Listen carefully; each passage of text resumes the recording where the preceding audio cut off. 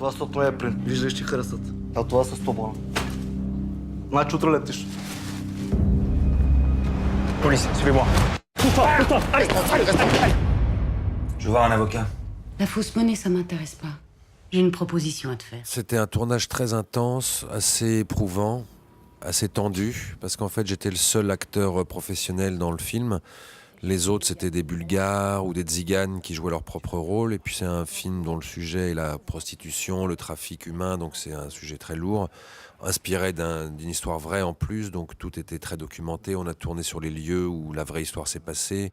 Les gens qui jouaient avec moi, des gangsters, c'était des vrais gangsters, ils avaient des armes à feu, enfin il y avait une vraie tension sur le tournage, mais je pense que ce qui était bénéfique, d'abord parce que moi ça m'a mis aussi dans un état un peu spécial, puis j'étais en face de gens qui n'étaient pas acteurs, qui avaient une vraie présence, une vraie gueule, une vraie façon de se tenir que tu peux pas inventer. Je veux dire, c'est aussi pour ça que j'ai accepté ce film-là, qui est un film de genre. En France, j'ai pas fait beaucoup de films de gangsters, par exemple, ou même de films policiers. J'ai jamais joué un flic, par exemple, parce que ça sonne des fois un peu faux. C'est des acteurs qu'on a déjà vus dans d'autres rôles. Enfin, moi, j'y crois pas trop. Alors que là, plongé en Bulgarie avec ces vraies trognes, j'avais l'impression de toucher quelque chose d'un peu plus vrai, quoi.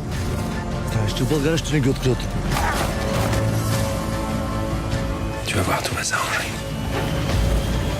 Xavier Dolan, il est devenu très très connu après Laurence Anyways. Il y a beaucoup de gens qui ont vu Laurence Anyways depuis qu'ils ont vu Mommy et qui rétrospectivement se penchent sur le travail de Xavier. Mais au moment de sa sortie, en tout cas en France, c'était pas un énorme succès, Laurence Anyways. Xavier avait pas la même aura. Mais bon, ça c'est l'intérêt de tourner avec des grands metteurs en scène. C'est que tu t'inscris dans une filmographie qui va perdurer, que les gens vont, même s'ils ne voient pas au moment de la sortie, c'est tout. Enfin, généralement, si on est positif, toujours les gens auront envie de regarder ces films-là et de les revoir.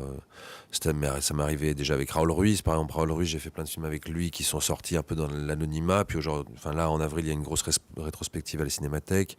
Je voyage beaucoup pour présenter ces films dans le monde entier parce qu'il y a beaucoup de rétrospectives. Donc ça, j'ai compris ça assez jeune. Quand tu travailles avec des bons metteurs en scène, tu as la chance que ton film reste dans l'histoire du cinéma, quoi.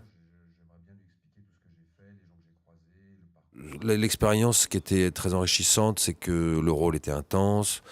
Et c'était aussi de travailler avec un jeune metteur en scène. Moi, j'avais jusqu'à maintenant travaillé avec comme j'ai commencé enfant, avec des adultes, j'allais dire. Enfin, je veux dire des personnes beaucoup plus âgées que moi.